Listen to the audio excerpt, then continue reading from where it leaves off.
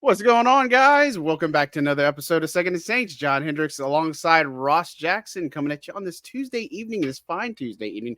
Ross, man, I hope you're doing well. Man, I'm excited, dude. We're 1 week away from Saints training camp this time next week, which of course we're live, but for those who listen on the audio format, we're going to be in California next week at this time next week. So super, super exciting, but how's things going for you, my man? Great, man. Great. Glad to be here. Glad to be back at it. Love that we're doing a couple of shows this week. So make sure you keep an eye out for that. We're going to split this one up. Make sure we get you ready for training camp. So excited for it to all get underway, man. This is what we've been waiting for, homie. How are you? I'm good, man. You're right, man. It's been a long time coming. I think when the Saints wrap up their season, and obviously this has been the kind of like norm for the past 3 seasons, no playoffs. You watch the postseason, you watch the Super Bowl, then everything kind of calms down. Then we get right in the Senior Bowl, and then it kind of dies down a little bit. Then we get into the Combine, and then we get into like all the draft stuff. So, free agency, then the draft and all that. So it's like every month kind of has something going for it, even without the Saints taking the field. But like once they get on the field again, and then they kind of tease us with like OTAs, mini camp and all that. And then we're like, all right, we want more, we want training camp. And it's going to be here before we know it. So next Tuesday, the veterans are going to report. Rookies reported today. And, next week will be about this time. I think we'll be getting close to talking to DA and getting some information. And a lot can happen between now and then, for sure, like veteran signing, what happens with Alvin Kamara. If we get any more news on any particular veterans, we expect some people to be either on PUP or NFI, which is going to segue into our first topic that we want to make sure that we tackle, which is fresh. According to NFL Transaction Report on Tuesday, Bub Means, rookie wide receiver, 5th-round pick out of Pitt, has been placed on the NFI, non-football injury list. Now, I did see something from his Instagram today. He is at the facility, so he clearly didn't make the trip to Cali. But Ross, your take, what does NFI kind of mean for those who probably don't understand what NFI versus PUP is? And, it sounds like this is maybe not something that's going to be lingering, should be, minor, if anything. Yeah, absolutely. NFI is typically the list that you put a player on if they suffer an injury away from a team sanctioned event. So that could be a workout getting ready for training camp. That could be, I've heard of players, doing like, yard work and housework and like got hurt and things like that, like stubbed a toe in the middle of the night kind of stuff, can't run, like whatever it might be. It's something that might get in the way of conditioning and everything. And so it at this point in the off season, it's not as big a deal. Typically, where it becomes a big deal is if you start the season on the NFI list and you're required to miss a certain amount of games, and then you can begin your 3-week window to come back. Things like that. It doesn't sound like this conversation is going to get that far. I checked in with a couple different folks that are close to the situation and everything, and it seems like this is going to be something that is I'm being told at least that it's of little concern, or there's no major concern around it. And I think we even saw a report from Nick Underhill over at New Orleans Football that this would be, probably be getting back to a conditioning test to try to get back to practice sooner rather than later, rather quickly. So I think this is probably going to go pretty quick. Doesn't seem to be like any type of a big deal at this point. Yeah, and I mean, it's a thing, so we got to keep an eye on it, and yeah, for sure. It's different versus PUP because Benjamin brings up a good point about being paid. Like he still counts on the active roster, but the difference to NFI, the team cannot, like, they don't have to pay his base salary, right? I mean, that's kind of how that kind of works with the NFI and stuff, but I wouldn't worry too much, obviously, on that one. It's something he's going to be fine. Like I said, he's at the facility and doing rehab and stuff. And I'm sure it's just going to be a matter of time before he does the testing, gets cleared, and is out there. So again, it's a thing. It's, it's something that I guess some of the freshest Saints news that's happened, you know what I mean, in a while. But again, I expect more of that to happen when the veterans report next week, right? You're going to get people either placed on NFI. Now, I think we talked about this last week, and of course, don't forget to go to those past shows and hit that like and subscribe button too. You know, we're in growth mode over here, and we got a lot of good big things coming for you guys. But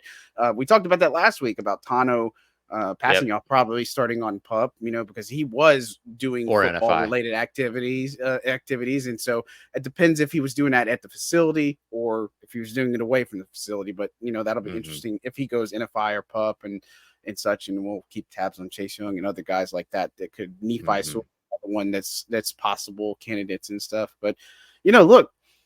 Got a lot to talk about tonight. We always do, and it's the Willy Wonka. So much to do, so little time, I guess you could say. And we're going to break down the positions for the Saints in training camp. Kind of give you our thoughts, our players that we want to watch, everything that we're kind of paying attention to, storylines.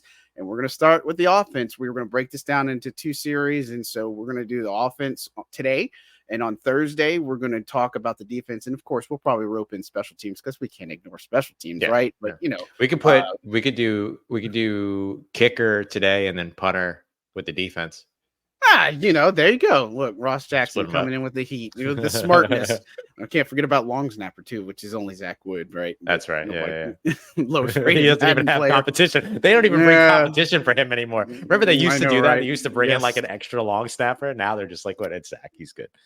They had like a rookie guy was out of Kansas or Kansas. Yeah, it was out of Kansas the other week. It was like a hometown kid. They got a tryout and stuff. But anyways, I mean, look, talking about this offense, we know this is the biggest focal point of the Saints, right? I don't think, you know, you look at everything, all the storylines, exception maybe 1 or 2, right? But all the storylines for the Saints, all of their success, all of the things really shifts to this offense, right? I don't think, I mean, you look at the defense, there are a couple stories, but with this offense, it centers around what's the Clint Kubiak offense going to look like? What is Kamara's future? What are the Saints going to get out of their tight end room? You know, what's the future of Juwan Johnson? What's it going to be like? Are they going to add guys to the room?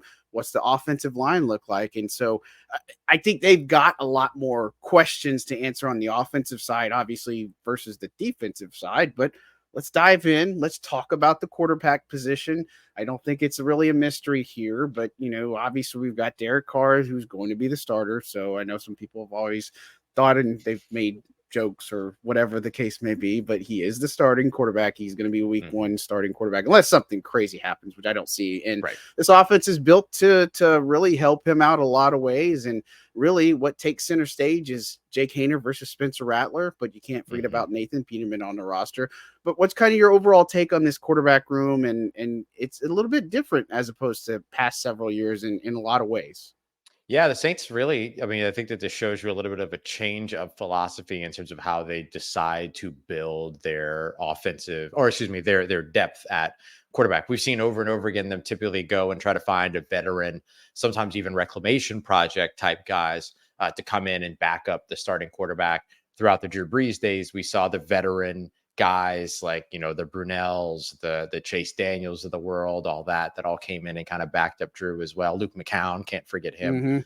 Greatest Verizon commercial ever.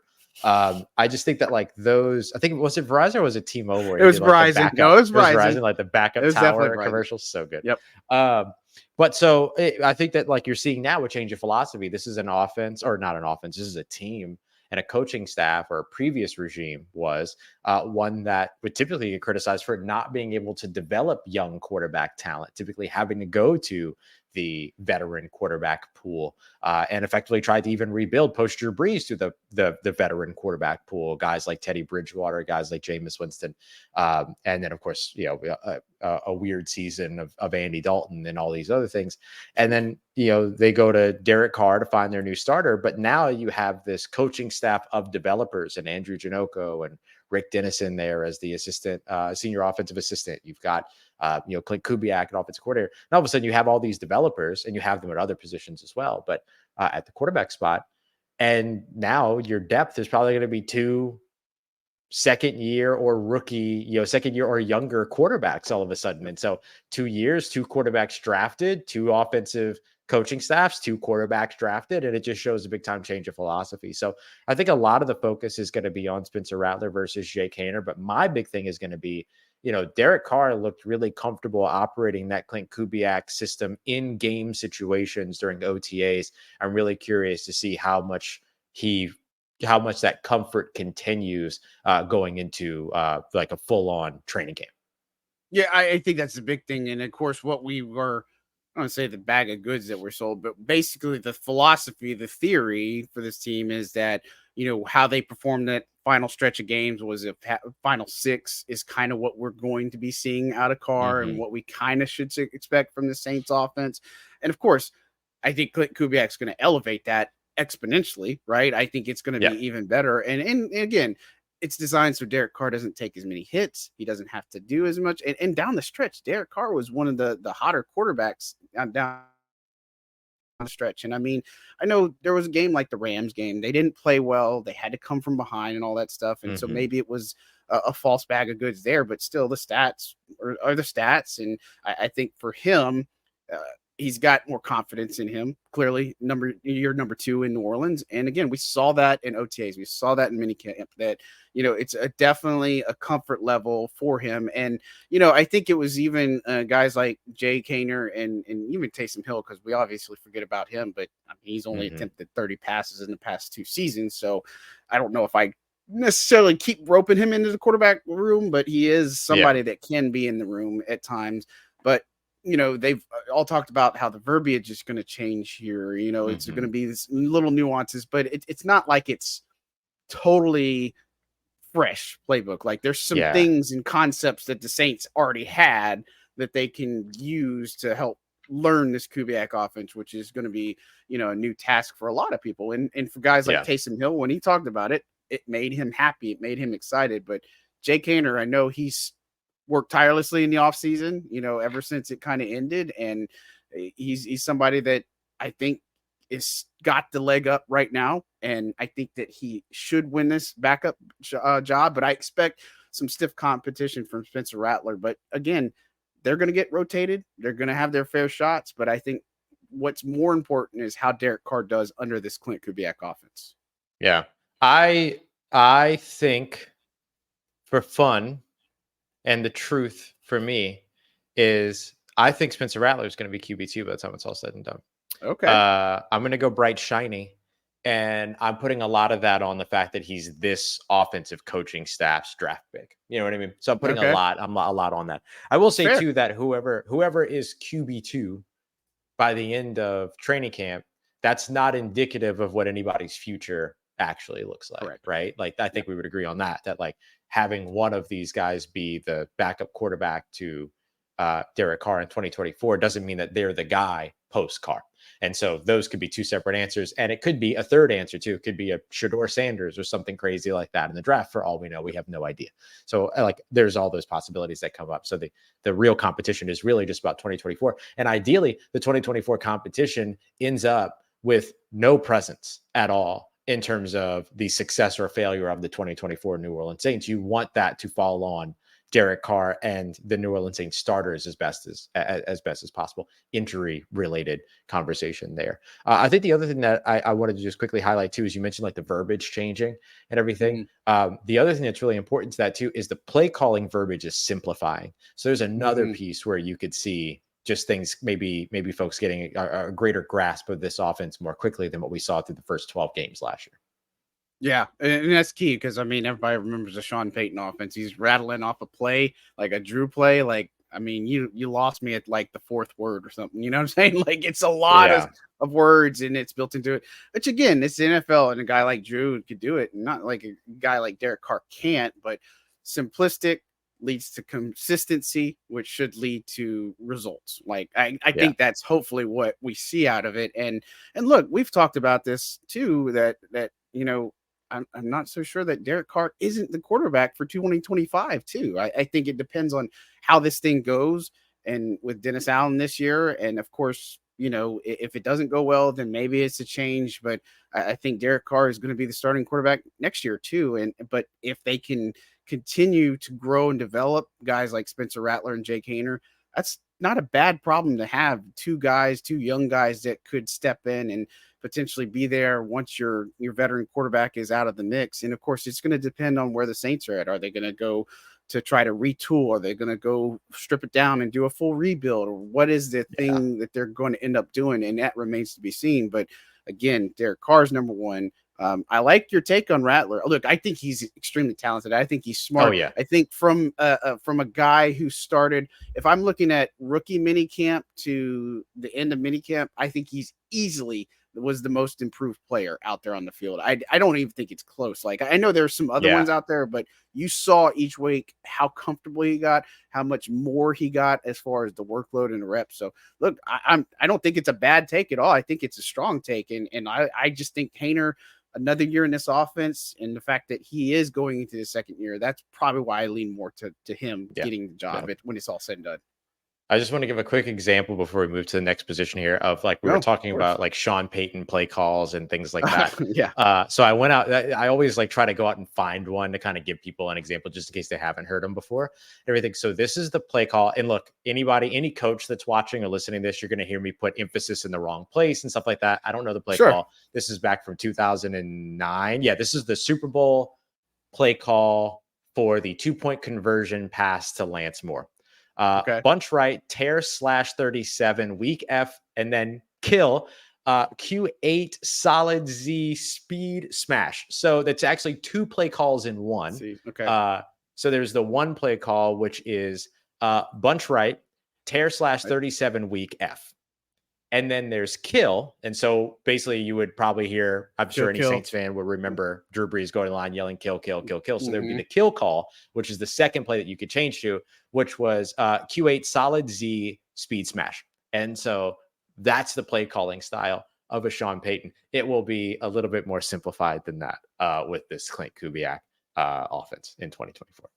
Yeah, and you got to think that I don't know how many plays. I think that's actually a pretty good question for Clint Kubiak. Is like, how many plays are in that playbook? You know what I mean? Not like he's trying to give it up, but like kind of a roundabout. How many plays are these guys actually learning? Because I think when you look at training camp, they're going to be installing new stuff every week, and it's just like a building block and stuff. So I think we'll see more and more. But I think that is a pretty fair question, maybe at one point, and maybe it's not a public one, but like, just out of curiosity, I'm curious at least, like how many actual plays does a Clint Kubiak have or his offense have? Because I'm sure it's probably 100 or 200. Maybe I'm selling it short. I don't know. Maybe it's sure less. Maybe it's thick.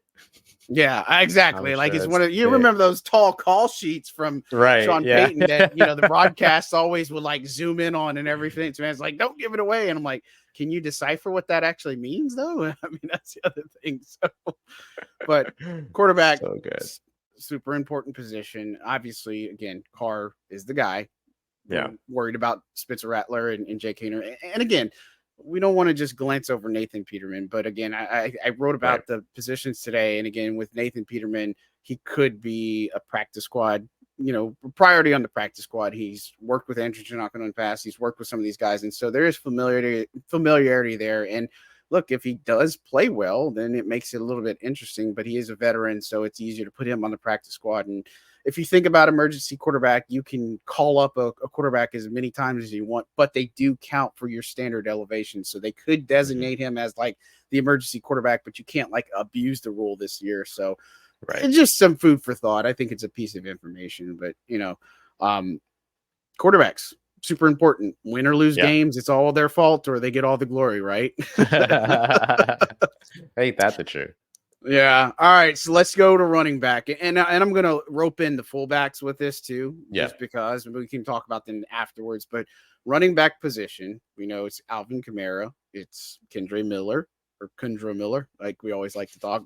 Inside joke for some people, they won't get it. Jamal Williams, Jordan Mims, James Robinson, and then Jacob Kabodi. And then your two fullbacks are Adam Prentice, and then you've got Xander Horvath. So we know the running backs. We talked about it last week in depth. Again, go back to our last episode. We talked about the Alvin Kamara situation in depth. And again, I don't, and maybe you can give me your 2 pennies on this one too, which it's actually worth a lot more than 2 pennies, your opinion. But, this Kamara situation, so week before, I don't think it's still time to hit the panic button on that, but that is the biggest storyline right now for the Saints is what is the status of Alvin Kamara? Is he going to be at training camp day one when they start practicing on Wednesday morning, or is he going to be a holdout, and is it going to be a distraction? I think that's the biggest question mark for this team right now. Yeah, I think it's gonna be interesting to see how it gets played because holdouts are really tough with the new CBA. You get fined a ton of money now for every practice that you miss and all that. And so I don't know if it hold out, hold in right there, but not participating kind of a thing. I would expect whatever that situation to be, whether it's a holdout or a hold in, to probably take place at some point during the first week. I'd be surprised if this was taken care of before training camp began in earnest on the 24th. But certainly we'll see too, because look, not a lot of this is probably relevant to the team or to Alvin Kamara in 2024. A lot of it's more about where's the guaranteed money in 2025, like where's the commitment to the team or by the team to the player in 2025, all these other things. So look, this could go any way, but I would be surprised if it is fully taken care of and that the kind of book on this is closed by the time that training camp begins. I think training camp begins and then this situation gets taken care of and wrapped up while they're all in California. That's kind of the way that I would look at it. Yeah, and then the biggest thing for Kamara is once he's in this offense, of course, they see him kind of like this Christian McCaffrey type thing. And of course, there's all these comparisons that you can draw. But, look, Kamara was suspended the first 3 games last year, and he missed the season finale because of injury. Some of the usage and efficiency he had last year and his touches just weren't where they needed to be. And some of that is the offensive play calling. Some of that's the offensive line. Some of that might be decision making, but I think we both are banking on Alvin Kamara having a much better season this year, being used properly, and even being used better than what he has been used in the past several years. And again, for Kamara, he's a guy that I don't think is necessarily showing any signs of slowing down. He's still in tip-top shape. His physique is there. I looked at it when I looked at, potentially giving what a contract extension would look like on Saints News Network. I broke it down as there's still running backs out there that just because you hit the late 20s and you're in your 30s, you can still have success. And we saw it last year with Raheem Mostert. I mean, that was one of the prime examples. We've seen it in the past with Adrian Peterson. There's other running backs out there. It's not a death, it's just not as common today in today's NFL that if you're in that late 20s, early 30s, then you're kind of like stick a fork in you. But I mean, you've talked about it before. We've seen Latavius Murray come in here and do pretty well towards the back end of his career. So, but Kamara, the hope is that he's used properly, more efficiently. And I mean, when it's all said and done, does he return to a Pro Bowl caliber player if all the other things add up the way it should?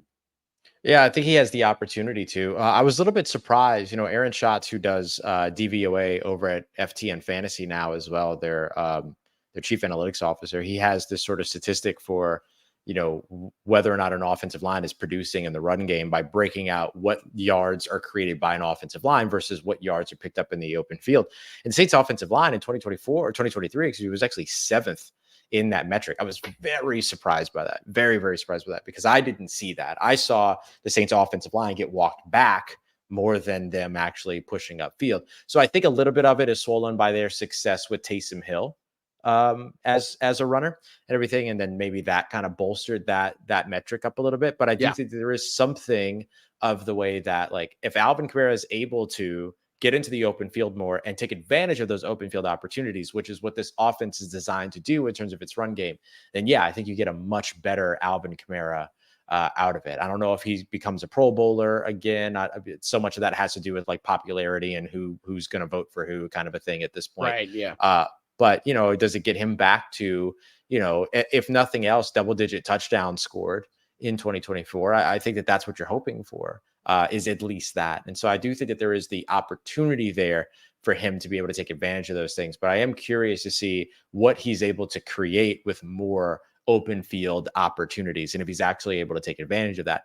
If not, then that's where a guy like Kendre Miller becomes really, really in focus. Because while Kendre Miller doesn't have a lot of outside zone experience, he has a lot of zone run experience, just mostly between the tackles, and does a very good job in the open field. So if he acclimates the outside zone run, which effectively has similar styles of blocking, like it's all the same, it's all a similar blocking scheme nonetheless. You're just looking for holes in different areas. But if he's able to break plays open in the open field for, a team that lacked, they had no 10 plus rush or 20 plus rushing yards from any of their Yep. running backs. Very little, if any, when it came to 10 plus. That's where I think things can really, really change. Is if Alvin Kamara is not able to take advantage of those open field opportunities, but then Kendra Miller is.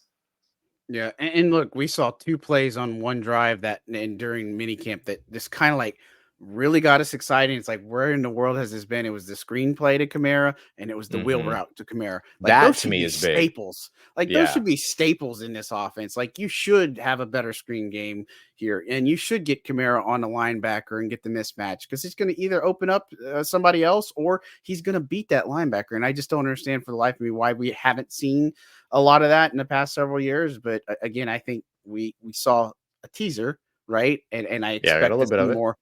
But it's funny you bring up you bring up Kendra Miller. I think he's in for a really big year. Obviously it's different for him this time last year. He was still going through the rehab process, right? And so he's Hmm. had a full off season now. He's been around. He's been in this offense as well, and he's benefited obviously since Kamara wasn't here early on, but here Hmm. for minicamp. And with Kendra Miller, of course, we know that he has some strong potential. That Falcons finale game showed it, but he showed us that even before then. Games like against New England and some stuff in Chicago, like different ones that he was able to do. I kind of think that when Kamara is even if they have everything, if everybody's healthy and they have the workload, I think Kamara is still going to get like 50 to 60% of the snaps. I Oh think yeah. Kendra Miller is probably going to get up more than what he has, probably in that 20 to 25% range. And then maybe it's more Jamal Williams, which Jamal's good on third down blocking, blitz pickups, all those types of things. But what's the ceiling for Kendra Miller this year? I think we've talked about him maybe even having better receiving output than Kamara when it's all said and done, or a better rushing output. I know we've said that on past episodes, but what's your kind of fresh take here? Yeah, no, I would think so. I would think that the ceiling for him is probably, getting to that, you know, 40-45% area to where he's like heavily utilized. And that would mean potentially a split between he and AK at that level. And then, Jamal Williams, the additional 20% or something like that. Like if we're trying to break it cleanly amongst three, which is obviously, of course, never going to be the Right. case. But, I think that like that's kind of the thing you're looking for is him potentially threatening a little bit to get to those numbers.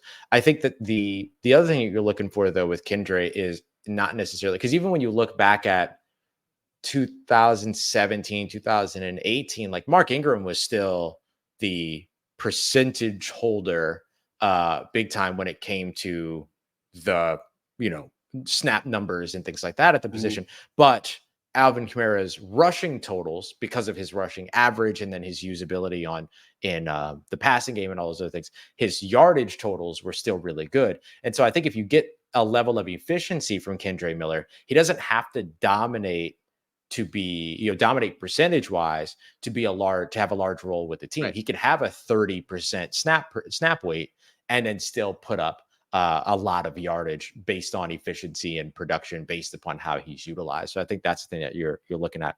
What I was just looking up too, just in terms of the screen game, was Derek Carr threw 26 screen passes to running backs last season during the regular season. Kirk Cousins in 2021 through 25. So not a big difference in terms of what that was. I'm curious to see if that changes though with an Alvin Kamara, with a Kendre Miller, when you have the weapons that you can utilize at that position in a way that maybe Minnesota didn't in 2021 when Clint Kubiak was calling plays there. Yeah, and again, I think it's one of those that I don't know if we'll see the full playbook on display. I think that's another the question that we've had is how Hmm. much of this Kubiak offense we're actually going to see. You know what I mean? And I expect Right. to see a good bit, but like the play action staples are there, the motion, all those types of things. That's a staple, so we should expect to see a lot of it. But I'm Yep. with you. I think Miller could be on the rebound, and I've seen some things. I think he's in strong shape. I Yeah. do Oh, know big that time. with as far as the playbook goes, I mean, it's complex for everybody, but I think him being around and showing some things is going to only benefit him more in the second year. But Hmm. again, it remains to be seen. Jamal Williams talking about him. I think people have talked about him as a cut candidate, but we've talked about it on this show that he's a different running style, Yeah. different running style and different type of back. But I think he's somebody that can have a much better year in New Orleans than his first year, it's not going to be like what he did in his final year before joining the Saints and put up all those touchdowns. But again, you look at things like the blitz pickups and third down, all that dirty work and stuff. He's a guy that excels at that. Where let's face it, you don't want guys like Alvin doing that necessarily, although they could. You know what I mean? And Yeah. but where do you see Jamal Williams? Is he truly a guy on the roster bubble, or is it the fact that because of his skill set that he has, he seems pretty safe? Yeah, I think he seems pretty safe. I mean, a zone heavy run team, it just means that they're going to run the majority of their offense in those zone blocking schemes. It's not a 80%, 90% zone run team. You still need those guys that are going to be able to run between the tackles. And I think Taysom helps you out there.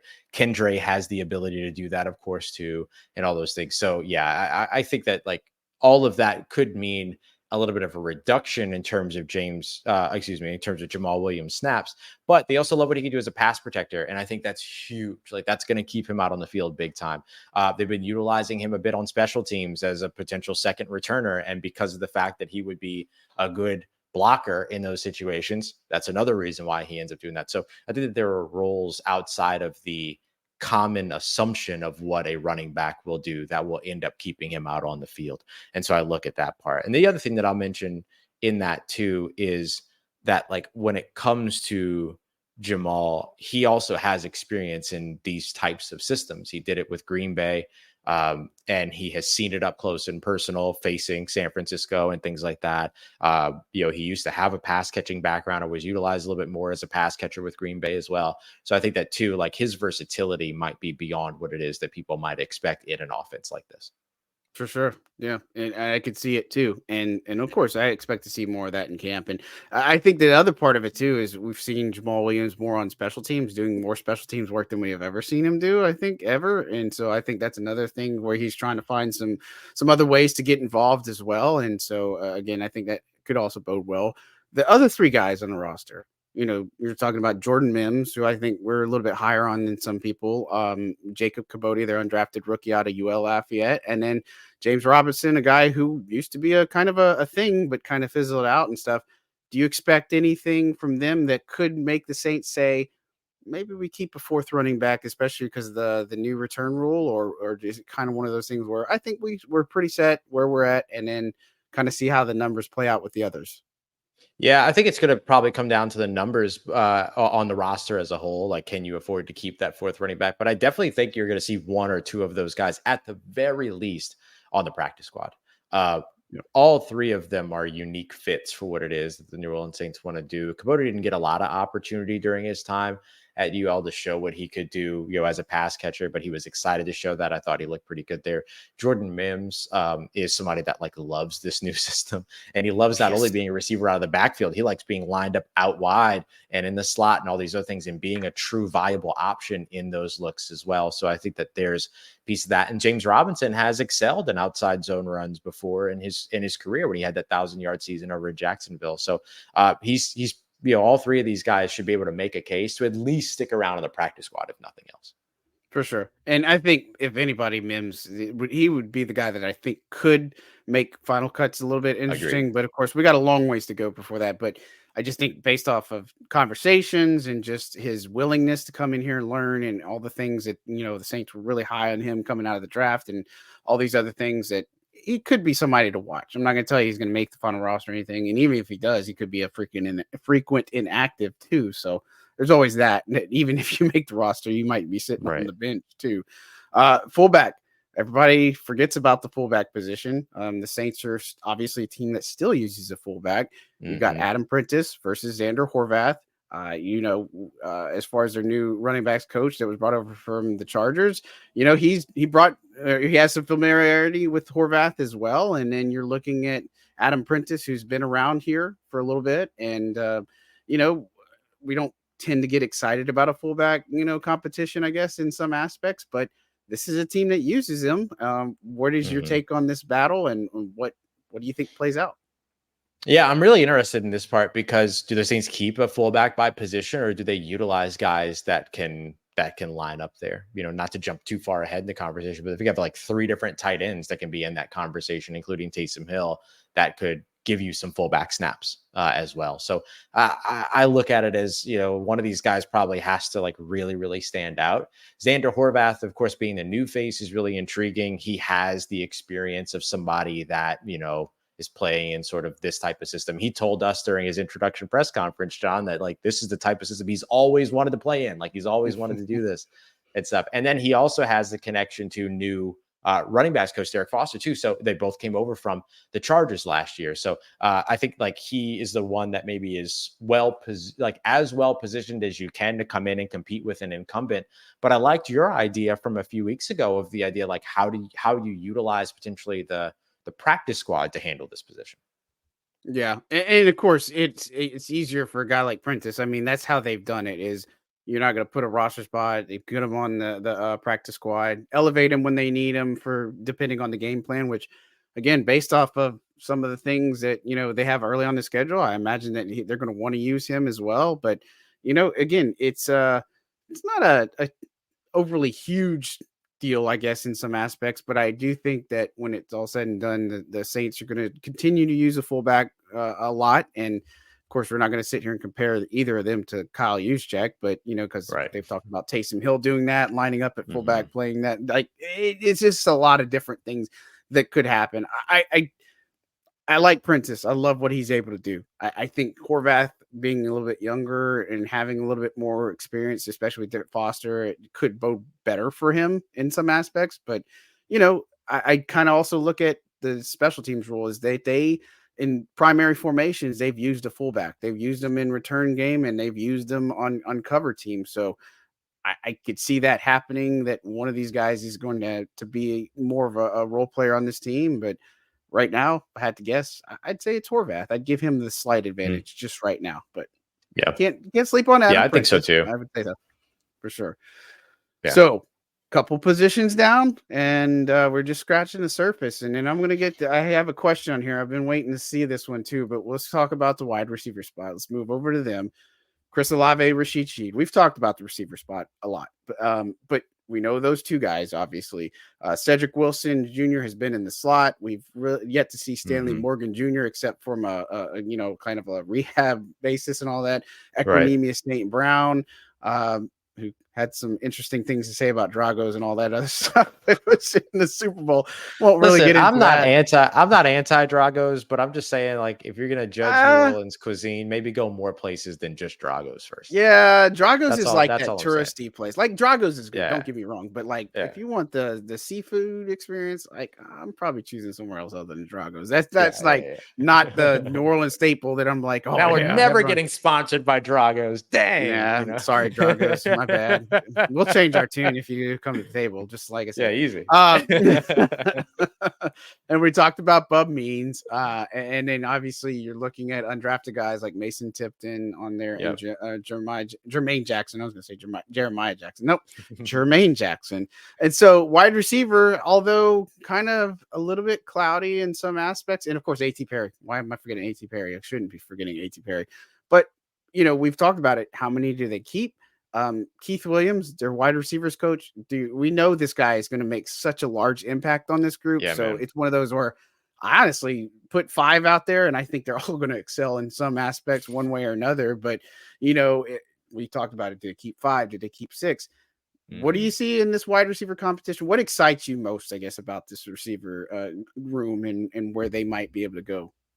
Yeah, I mean, maybe it's not exciting to anybody else, but I love the fact that the Saints might finally have like a quintessential slot receiver again. They haven't really had that since, what is it safe to say, Willie Snead, probably.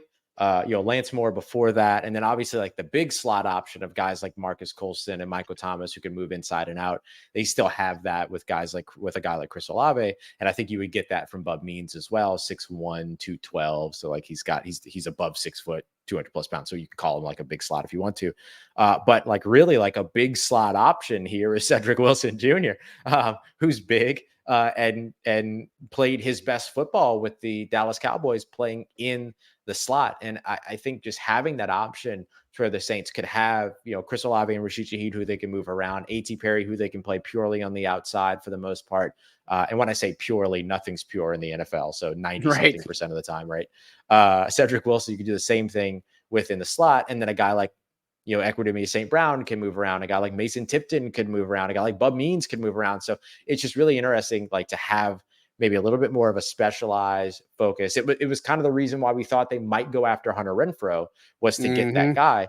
But seeing Clint Kubiak come from San Francisco, who had Juwan Jennings, and then bringing in a guy like Cedric Wilson, it's not that hard to see maybe what the vision there could be. And that's something I'm really excited about. Yeah, I agree, and I'm excited to see guys like Mason Tipton if they can make something more interesting. We're looking at, I think him and Jermaine Jackson are both practice squad guys for sure, without even doing much. Tipton, just because of the way they've been using, I love his acceleration, I love his burst, I love the fact that he's got a lot of underrated tools, and that seems like a pretty good find. I know the Kyle Sheets thing didn't work out, and I think we kind of aren't too surprised by that, but with this receiver room, again, Stanley Morgan Jr., he's got an uphill battle to climb right now. You know what I mean? And you mentioned Cedric Wilson in Dallas, and I don't think that Wilson is a guy that would put up a ton of yards. You know what I mean? But I think it'd be better than the past couple of seasons that he's had, and could be more in line of what he had with Dallas. But you can't overlook this receiving core and not look at him. I think Rashid Shaheed's in for a big year, right? And we know Big Chris time. Olave is going to be wide receiver 1, and so for this receiver room, it is going to be fascinating to see if they add to it. Look, I'm going to throw this in here at the moment because NOF, shout out to them. They had Willie Snead on their show, and we're talking about the Clint Kubiak offense, and he talked about he wanted to come back and retire as a Saint. And obviously, he's productive in this offense. He obviously knows a thing or two, being with San Francisco and such. But do they roll the dice on a guy like Willie Snead, or you say, no, I think we're kind of good with what we got? Or, what are your quick thoughts on that? Yeah, I took come back and retire as a Saint as like sign a 1-year deal and or one day One-day deal and deal. like retire Maybe as a so, Saint. yeah. You know what I mean? That's kind of what I took to mean. But maybe I'm wrong because I haven't seen the whole thing. But like, yeah, I don't know. I don't know that's necessarily something I roll the dice on. I think that like the team's focused on infusing young talent and not necessarily doing the like going back to guys that have been on the team before makes a lot of sense. I think that like you're already struggling right now to pick 5 of these receivers to make the roster and figure out who the 5th one is, and then a potential for a 6th one, knowing that you've got the kick return rules that you have to be ready for and stuff like that. Like, I take all that into account. Love Willie Snead, love what it is that he did for the organization during his time here. I hope that he does get the opportunity to retire as a Saint. It's interesting how many players still want to come back to New Orleans and retire as a Saint. I think that's a good thing. I think that's good news. Right. And now you're seeing guys like Josh Hill come back and join the scouting staff and stuff like that. Like, awesome. And so I think all that's really, really cool. And I never want to take away from any of that. But I think that the team's focus on modernity in today's NFL requires a focus on young talent too. Yeah, no, and I agree. And again, Willie did a lot of good things. You can memorize awesome. a lot of, remember a lot of the plays that he made, especially being a Yeah. good target for Drew and just doing so much. Another undrafted rookie that came in and was one of those next big ones that did a lot for the organization and stuff. And so I'm sure he'll get a crack somewhere and stuff. I just don't know if it's New Orleans, you know what I mean? But I get that, and it's cool to see sentiments. I mean, guys like Craig Robertson, who didn't play a ton, like didn't play his whole entire career here, but like he got the retirement treatment and stuff too, from the team. And so, I mean, it happens more often than not. And it's something to be said about this organization. I do like this question, and this is the one I've been eyeballing, but obviously, you know what the 49ers are going through with Brandon Ayuk right now. He's requested a trade. The 49ers have said they're not trading. We know this. We know how this goes on. It's the strong arm. Yeah. It's doing all this, but the back half of the question is really what's more important, is looking at Chris Olave's situation. How do they approach him? Because right now he's in year 3.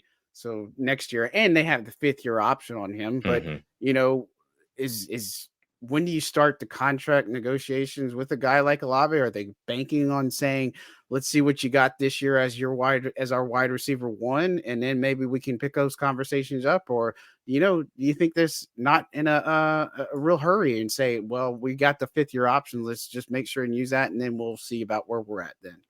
Yeah, I think you revisit it. I think you start having the deeper conversations of a longer contract after the 2025 season. You pick up the after this year, this offseason, they'll be eligible to pick up the 5th-year option as he goes into his 4th season. At that point, because you have the 5th-year option, he can play throughout 2025 on his 4th year. And then after 2025 going into 2026, then you broach that conversation.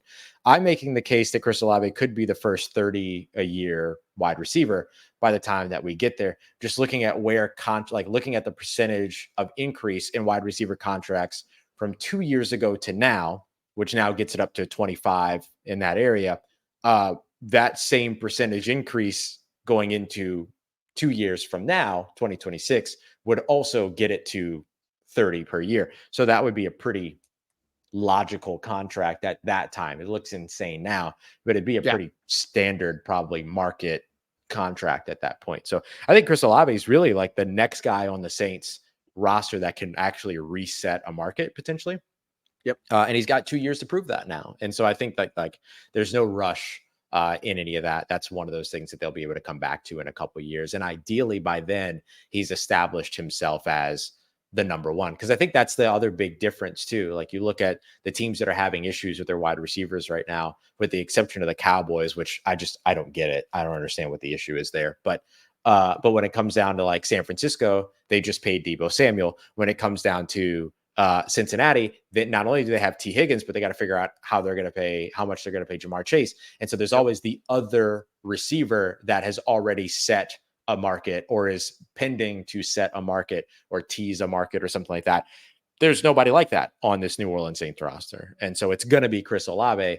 And then by then you'll have already probably reached some type of an extension deal with Rashid Shaheed, because he'll be a restricted free agent next offseason, which gives you an opportunity to do maybe a little bit of a shorter term extension with him, but not necessarily a top dollar extension. So you'll already have wide receiver 2 potentially locked down at that point on a reasonable deal, which it gives you the opportunity in terms of position spending to go out there and potentially set a market or reset a market with Chris Olave. So I think they'll be in good position for that if he proves over the next 2 years that that's what he is, which I think he should.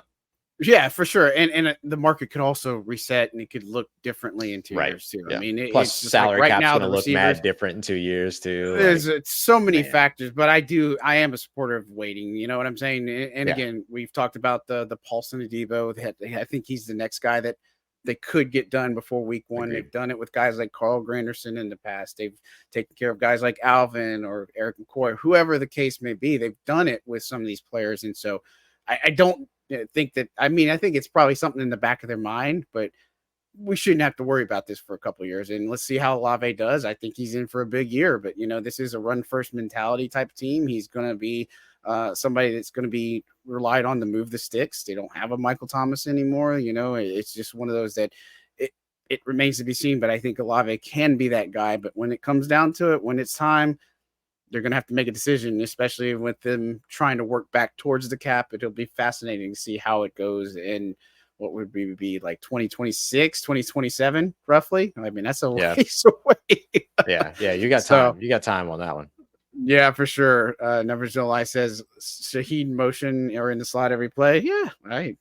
Look, I think moving Shaheed around is probably one of the best things you can do. Jet sweep. And I wouldn't be surprised to see him out of the backfield every now and then. We've talked about that kind of stuff. Yep, absolutely. So for sure. All right. Well, tight ends. Let's go to there, which we know about Juwan Johnson. Right. Not going to be available. I think what we heard was the 6 to 8 week time frame kind of roughly is where we're looking at. But again, I wouldn't expect him anytime soon. Right.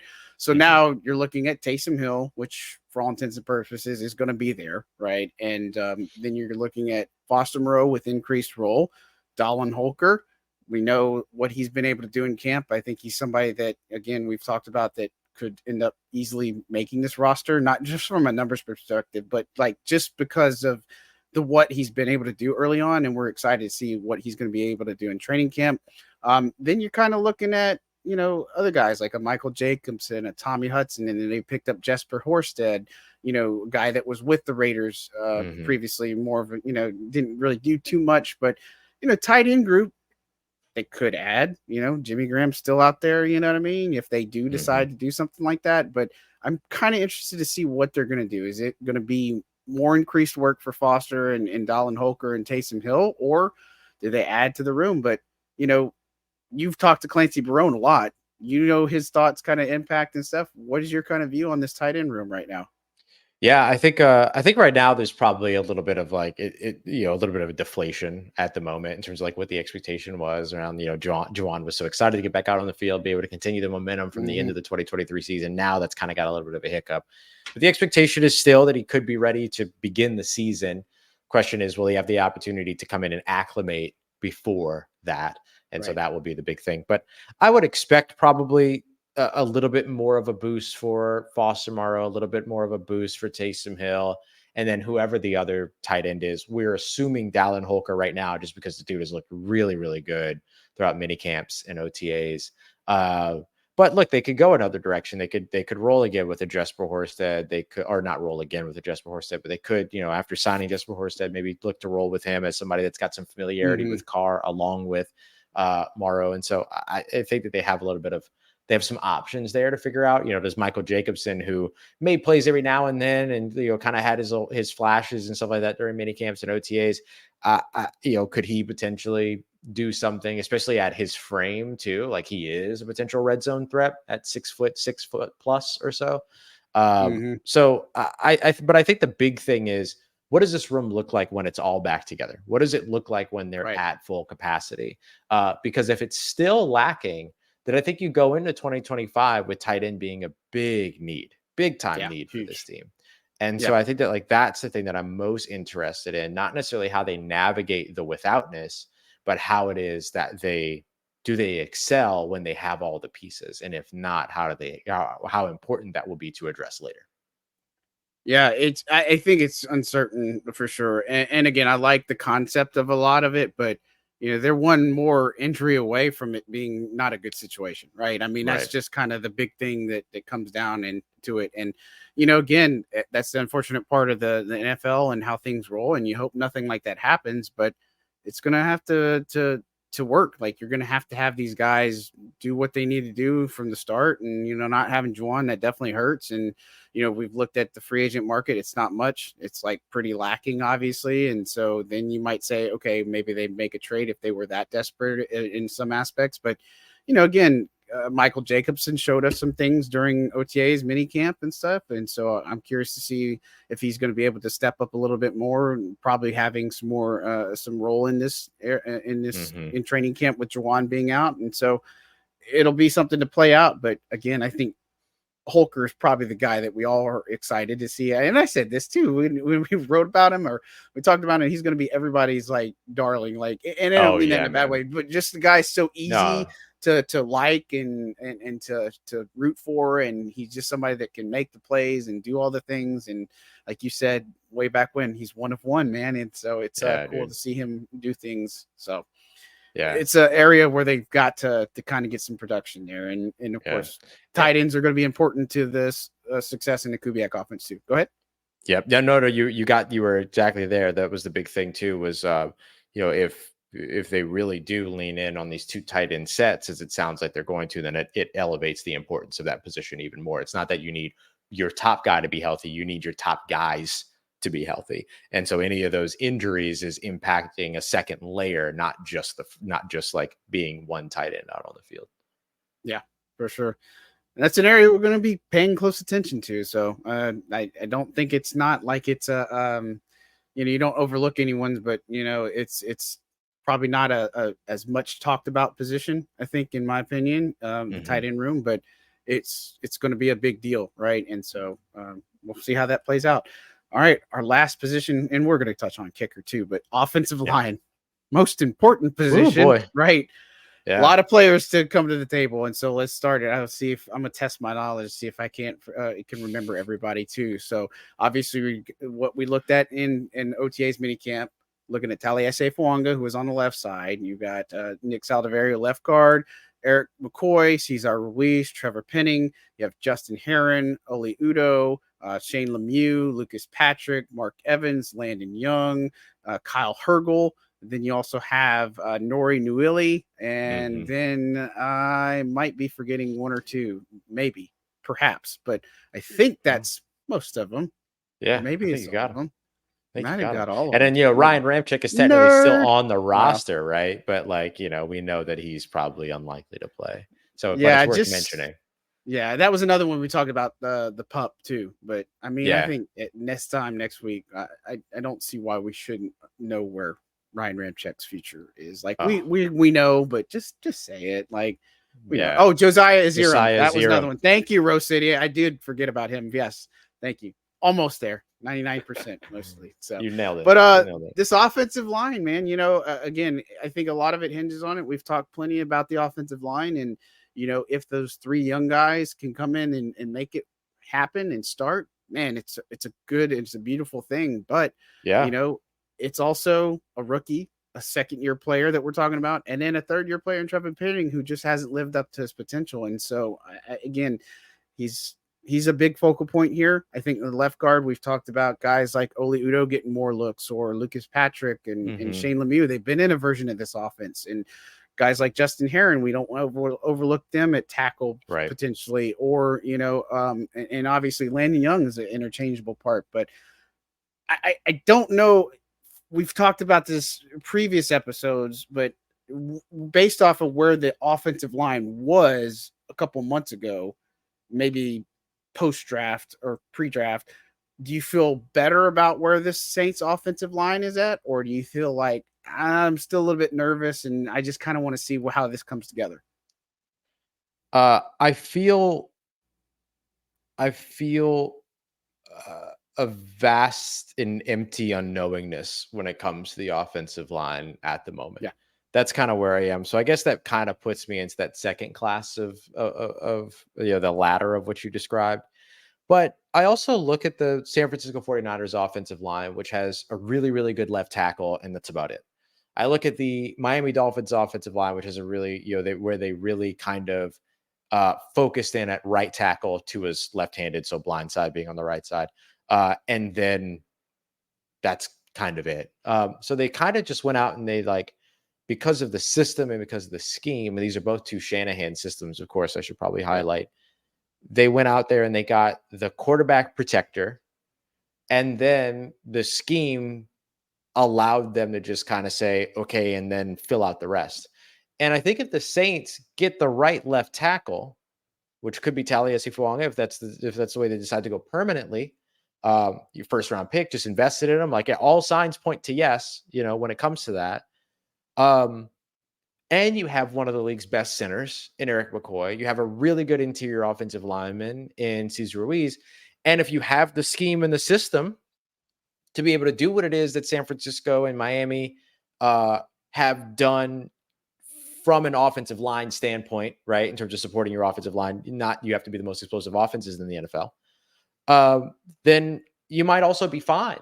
And so I think about the idea that you're waiting for three pieces to pan out that are younger, right? A third-year guy, a second-year guy, and a first-year guy, when really you might just need the first-year guy to pan out right away. Yeah, and then the rest of the line is supported by the system, and in the run game is being asked to play to its strengths, and in the passing game, getting the ball out quickly, using motion, using play action to freeze some of the pass rush, freeze some of the second-level supplemental rush and things like that. Maybe the system does it to where all you really need is one of those three guys to really pan out. And then the other guys, lagniappe from there. And so if they could set themselves up in that situation, which is it's a task, it's not simple, but if they can find a way to do that, then it certainly lessens the amount of that unknowingness that I described.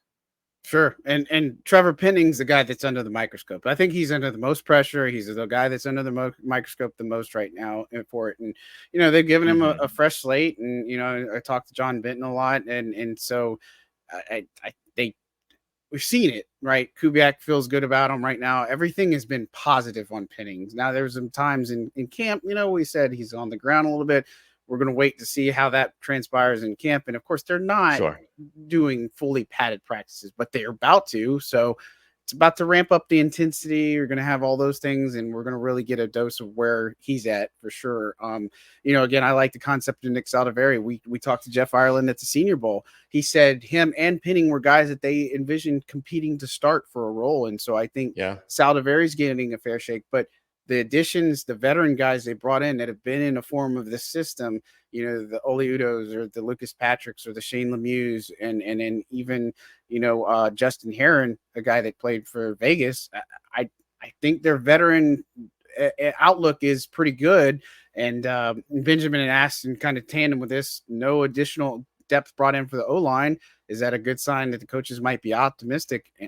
I would think so. I mean, now you got a week now, and you got to remember last year they brought Trey Turner in, during training camp. And so I think that's obviously something to keep an eye on. And of course, we know this offensive line is not going to last 18 games, right? Or 18 weeks. So it's just how it goes across the NFL. But these backups are just as important as the starters, right? And so I look forward to seeing what a Lucas Patrick does or what a Oli Udo does, because we didn't see much of Oli Udo because he is kind of injured or rehabbing, not injured, but coming back from injury and stuff. And so it'll be a fun time to watch this offensive line, and there's just too many to keep an eye on, you know what I mean, in some aspects. But joint practices with the 49ers are going to be really interesting, you know what I mean? You'll learn a lot.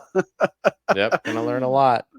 Yes, sir. And they've got 12 total padded practices, not including those 49ers joint practices, but also including, you'll be able to see yourself, Saints fans, a padded practice at the Superdome, I believe is. Yeah, that one's a padded practice and stuff like that. So like those will be pretty big too, which I think will be quite helpful. Yeah. Question on Ramczyk that came back. Numbers don't lie. He says, is Ram available for second half of the season and playoffs? I don't think he's going to eat football ever again. You know what I'm saying? I'm not sure, man. I think there was a lot of concerns about him losing so much weight. And I just don't know if his body's even there at this point. You know what I mean? And of course, they're not going to rule out anything, but you've talked about his knee issue. It's not something that just gets better, right? Like it's a degenerative knee issue, and they took one course of treatment on it. And so it started seeming like it was going to be a positive outlook. And then it took a turn, right? It took a turn when we talked to DA at the owners meeting and such in Florida. And so, again, I would not count Ryan Ramczyk being on this team in 2024. And we might have seen the last of him. But, this offensive line, I'm interested to see guys like Kyle Hergel. Can he do more? Mark Evans, even a guy that they brought on from the practice squad, HBCU guy. Can he make more of his opportunities? And so there's all those types of things that we'll get more answers on. But again, if this offensive line doesn't come together, this Clint Kubiak offense doesn't work.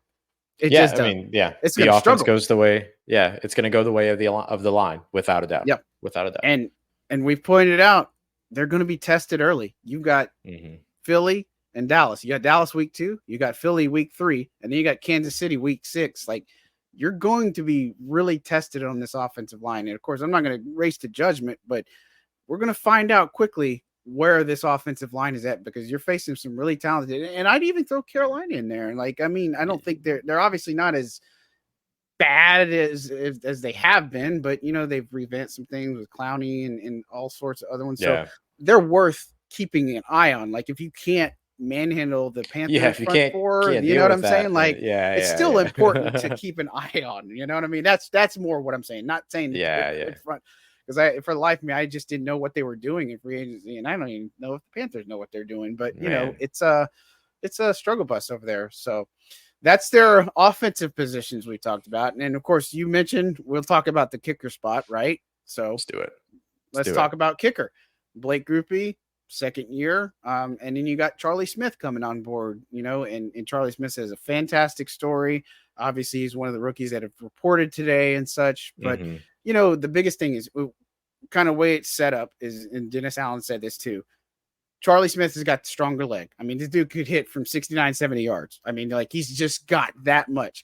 but he's not as Nice. accurate. Groupie's more consistent, and I think his placement on some of his accuracy is good. But there's something to be said about, Charlie Smith, if he can develop the way he kicks a football, he can put the ball in some places that are just like kind of a little bit interesting because of what his background is. But, again, he's not under pressure to start or play or do anything because he's on that IPP contract and he's under contract for 3 years. He doesn't even count as a roster spot, right? He's a Right. roster exemption. So I thought at first maybe we could have a legitimate competition, and I still think we can, but it seems like Charlie Smith's a little bit not as up to par as we thought maybe he would be, and that's not a knock on him because I mean he hasn't played the sport long, but do you see him challenging more, or do you just see Blake Groupie just being that much better? Yeah, I don't know if either one of them is like that much better than the other. I think that then so what I think that means is tie goes to the runner. I Yeah, think that there's enough. I think there's enough that you know and like about Groupie, no doubt about it. And I think that yeah, there's shiny things too that you really like about Charlie Smith, like the leg. Um, and hmm, so I think that like that's it puts them both kind of in a similar class in terms of what we've seen so far. And so I've got Blake Groupie still holding on to that spot as of right now. And I don't know if he's necessarily going to be tested if training camp looks like what mini camps and OTAs did. Because remember, we're also having to hedge for who's the holder when Lou Headley's the holder, what it looks like versus right, when Matthew Hayball's the holder and things like that. So like there's stuff like that John and I have to like factor into all this. But I think beyond that, or on top of that, however it is that you want to look at it, the other, it doesn't mean that Charlie Smith can't create a competition. And so that's what I'll be looking for. I'm not going to walk in going, man, I can't wait to see the kicker competition, because as far as I believe, I'm going to walk in and not see a kicker competition.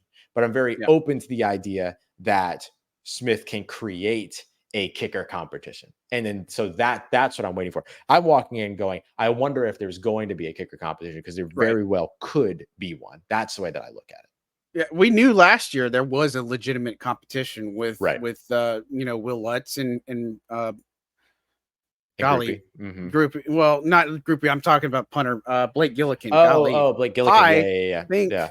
think Oh, you're McFly. good. Hello, hello. You know what I mean? And so again, we walked into that knowing that it was going to be, Right. and again, we talked to Riz, we talked to all these coaches. It was a lot closer than what what may have seemed on the surface, and they went with Groupie. And Yeah. look, I think you saw some of the struggles early on. Like again, people said they should have won that Green Bay game because of his kick. That's part of it, but they also shouldn't have gave 17 points up in the final, 10, 12 minutes of the game Right. too. I mean, Right. to each their own, both can be true. But Mm-hmm. I think down the stretch, Groupie was solid for them. He was Yeah. playing lights out. Yeah. You know what I mean? Like he was doing well. He Yeah. didn't miss an extra point. Obviously he's got a good leg. He's got a strong leg. It's just not Oh, as yeah. strong as Charlie Smith. And so, Mhm. I The mean, other thing that's really he's on. interesting too. Yeah, the other thing that's really interesting too is how much does the new kickoff rule and kickoff style, in terms of the precision that you now need to have as a kickoff specialist, potentially impact that battle as well? Because Yeah, the battle might not any longer be about just field goal kicking, and then can you kick it out of an end zone? It's also your consistency in kicking between the 0, or between the 20 and the goal line, and having your coverage unit weighted left and being able to put the ball where it needs to be in terms of placement to be able to maximize your coverage and all those other things. So it is. I was sorry, I was just thinking about that sure. Yeah, too. Is that like that ends up probably having an impact on what that position looks like in 2024 as well? sure. And if I'm taking who's going to be tackling somebody on a kick team, I'll take Charlie Smith because he could actually do the job. I don't want Blake Yeah. Groupie trying to tackle somebody. Just not a good. Man, listen, when we talked to Rizzy before minicamps wrapped up, I was so close to asking. And so here's a little bit behind the curtain in terms of like how to ask questions at a press conference. I was so close to asking, like, have you ever considered, or are you, or is it standard at all for like kickers to do like tackling drills, especially with this new drill? But I didn't want to like say that and then there'd be some like snide remark about Blake Groupie. Like I didn't want to do that to the poor dude. And then so I didn't ask the question, but I'm gonna have to just pull Riz off to the side and ask him away from the cameras because I don't want it to be like a thing. Everybody be like, "Oh, I can't believe Ross asked that question." No, and Blake Groupie, blah blah blah blah and stuff. It's like that's not what it's about at all. But like I was real nervous, so I didn't ask that question.